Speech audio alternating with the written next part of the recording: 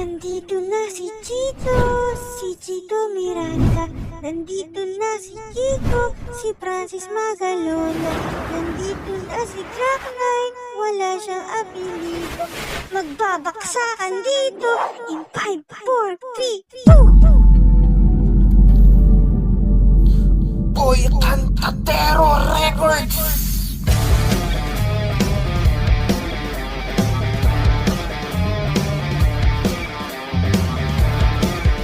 Let's do it!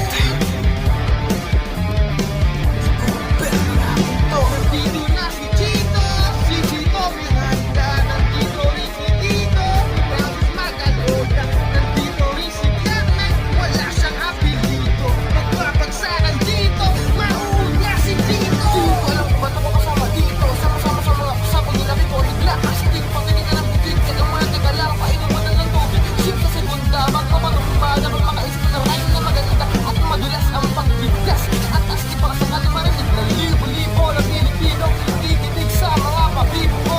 Di ka ba nagugulat sa mga nagalang? Di ko tinanong kung ba't ako sikat. Para bang panaginip na kulit pa kami. Talagang sinusunod ng pagiging makulit. Kailangan galingan, di na kahit napata ng tugtugan ng parokya sa aming samahan. Siya, paano naman na ako masabi? Ngunit kailangan tumalaw ng mga labi ko ito. Kunyari, nagpapakasakala na magaling din ang kaya nasa. Tapos na si Chito Miranda. Nandito na si Tito, si Francis Magalona. Nandito rin si Jack9, wala kang apelido. Magbabagsakan dito, babanat na si Tito. Kasi yun, Abraham, sige, maximum, not 45, but 44 magnum. NNA, even a 357, water, beats, but the mouth so listen. Nandito na si Kiko at kasama ko si Chito at si Jack9.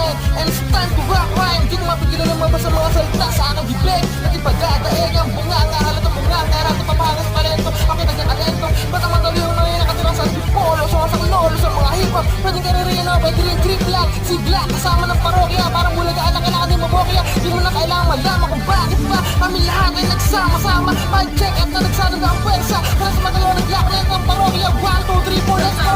Si Chito Miranda. Tapos na rin si Kiko, si Francis Magalona. Nandito na si Jack9, wala siyang apelido.